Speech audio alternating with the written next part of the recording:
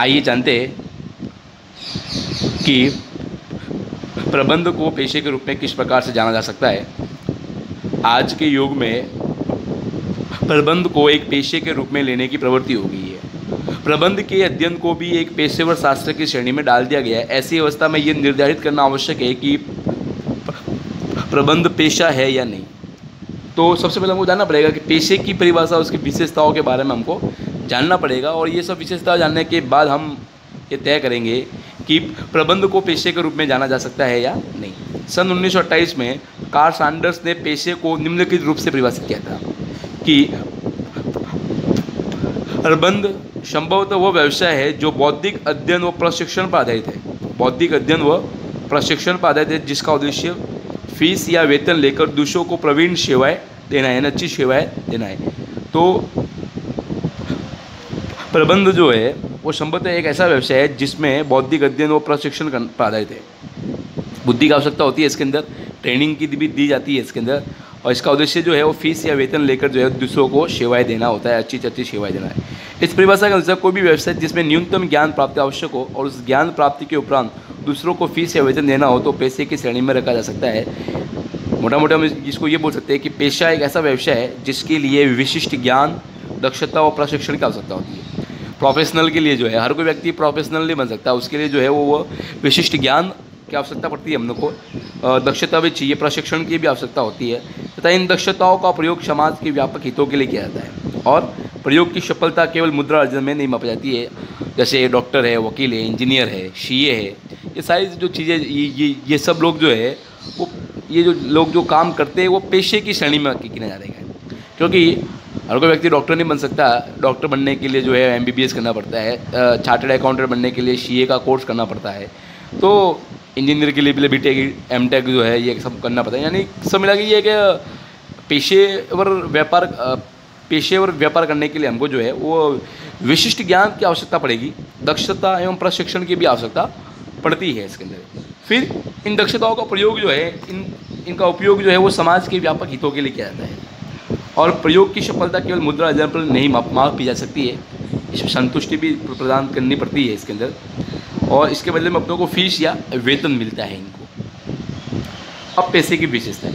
McFarlane ने पेशे की 5 विशेषताएं बताई है। ज्ञान, विद्यमानता, औपचारिक रूप में ज्ञान की प्राप्ति, प्रतिनिधि संस्था, नैतिक आचार संहिता एवं सेवा की प्रवृत्ति। ये मैकफर्लेन ने कहा है। तो पेशा एक ऐसा व्यवसाय है जिसके लिए विशिष्ट ज्ञान, दक्षता व प्रशिक्षण की आवश्यकता होती है तथा इन दक्षताओं का प्रयोग समाज में व्यापक हितों के लिए किया जाता है। अब एक प्रश्न आता है कि मैकफर्लेन ने पेशे की विशेषताओं कौन कौन सी विशेषताएं बताई है। तो मैकफर्लेन ने 5 विशेषताओं को बताया है। ज्ञान की विद्यमानता, ये पहला पॉइंट है। ज्ञान की विद्यमानता, ये पहला पॉइंट है। औपचारिक रूप में ज्ञान की प्राप्ति, प्रतिनिधि संस्था, नैतिक आचार संहिता व सेवा की प्रवृत्ति। ज्ञान की विद्यमानता का मतलब पेशे के लिए जो है वो ज्ञान आवश्यक है। औपचारिक रूप में ज्ञान की प्राप्ति, यानी कि औपचारिक रूप से ज्ञान की प्राप्ति का मतलब BBA MBA करना जरूरी है, मतलब उसके लिए डिग्री, पेशे के लिए डिग्री लेना कंपलसरी है।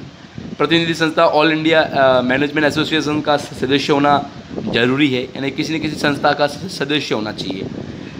नैतिक आचार संहिता, कोड ऑफ कंडक्ट, पेशे की श्रेणी में जो व्यक्ति जो काम करते हैं उनके लिए एक आचार संहिता बनी हुई होती है। उन आचार संहिताओं का पालन करना पड़ता है, यानी नियमों का पालन करना पड़ता है। सेवा की प्रवृत्ति भी उनके अंदर होनी चाहिए। तो मैकफर्लेन ने ये 5 विशेषताओं को बताई है। ज्ञान की विद्यमानता, औपचारिक रूप में ज्ञान की प्राप्ति, प्रतिनिधि संस्था, नैतिक आचार संहिता और सेवा की प्रवृत्ति। ये 5 विशेषताएं जो है मैकफर्लेन ने बताई। इन 5 विशेषताओं के आधार पर हमको ये तय करना है कि मैनेजमेंट पेशा है या नहीं, ये हमको देखना है। तो सबसे आइए जानते हैं, एक एक पॉइंट को हम बुक के अनुसार चलते हैं। सबसे पहला है कि सबसे पहले हम देखते हैं कि प्रबंध ज्ञान की एक विशिष्ट शाखा के रूप में विकसित हो चुका है, अतः इस ज्ञान के विस्तार में बहुत सी संस्थाएं लिप्त है। अतः प्रबंध को पेशे की श्रेणी में रखा जा सकता है, यानी मैनेजमेंट के लिए बहुत सी संस्थाएं जो है वो आज विकसित हो चुकी है। तो इस आधार पर जो है हम मैनेजमेंट को पेशे की श्रेणी में रखा जा सकता है। फिर ज्ञान की प्राप्ति के लिए औपचारिक व्यवस्था है, जिसके लिए अंतर्गत उपाधि देने की व्यवस्था, जैसे BBA MBA की उपाधि, ये भी व्यवस्था है। यहाँ तक प्रबंध को पैसे की श्रेणी में रखा जा सकता है। लेकिन इसका पक्ष ये नहीं है कि मैनेजमेंट करने के लिए MBA करना जरूरी है, ऐसा जरूरी नहीं है। डिग्री होना लेना कंपलसरी है, लेकिन डिग्री MBA की हो ऐसा कोई ज़रूरी नहीं है। तो अगर इस आधार पर अगर देखते हैं तो प्रबंध को पैसे की श्रेणी में नहीं रखा जा सकता है। तीसरा है अन्य प्राचीन व स्थापित पेशों जैसे चिकित्सा है, कानून के समान प्रबंध में प्रतिनिधि संस्था है, यानी इनका सदस्य होना जरूरी है। भारत में ऑल इंडिया मैनेजमेंट एसोसिएशन बना हुआ है, अमेरिका में अमेरिकन मैनेजमेंट एसोसिएशन बनता है, किंतु मैनेजर के लिए इन संस्थाओं की सदस्यता का होना भी जरूरी नहीं है। ये भी अपनों को ध्यान में रखना पड़ेगा।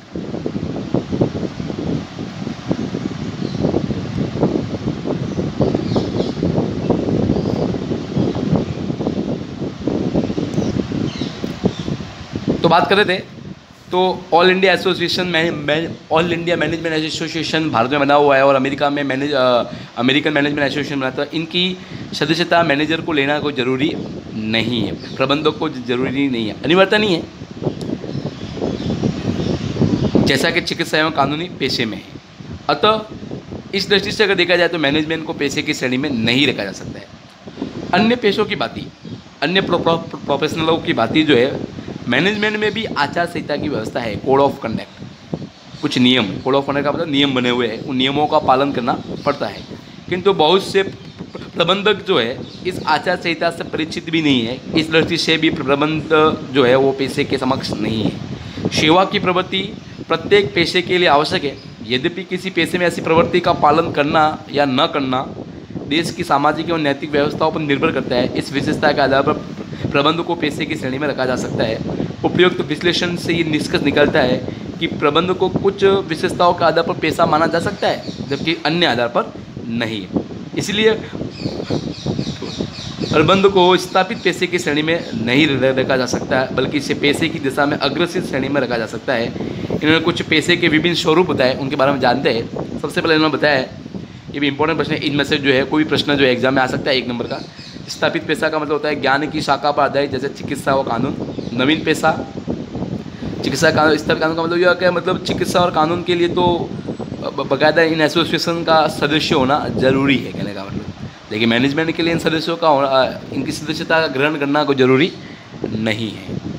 दूसरा, नवीन पेशे के अंदर क्या होता है, नए विषयों पर आधारित है, रसायन शास्त्री है, समाजशास्त्री है। अर्ध पेशा प्राविधिक ज्ञान एवं अभ्यास पर आधारित है, जैसे नर्स, प्रयोगशाला सहायक। भावी पेशा इंपॉर्टेंट है, ये आधुनिक, ये इंपॉर्टेंट है, आधुनिक व्यावसायिक तकनीकों पर आधारित, जैसे प्रबंध। सीमांत पेशा प्राविधिक दक्षता पर आधारित, जैसे ड्राफ्ट्समैन। इनको अपनों को केवल याद रखना है। अब पेशेवर प्रबंध के बारे में जानते हैं वापस एक बार, कि सैद्धांतिक रूप से प्रबंध को पेशे की श्रेणी में रखना या न रखना उतना महत्वपूर्ण नहीं है जितना इस बात का महत्व है कि किसी संगठन में प्रबंध को किस रूप में अपनाया जाता है। सैद्धांतिक रूप से किसी प्रबंध को पेशे की श्रेणी में रखना या न रखना उतना महत्वपूर्ण नहीं है, जितना महत्वपूर्ण ये है कि संगठन में प्रबंध को किस रूप में अपनाया जाता है, पेशेवर या गैर पेशेवर।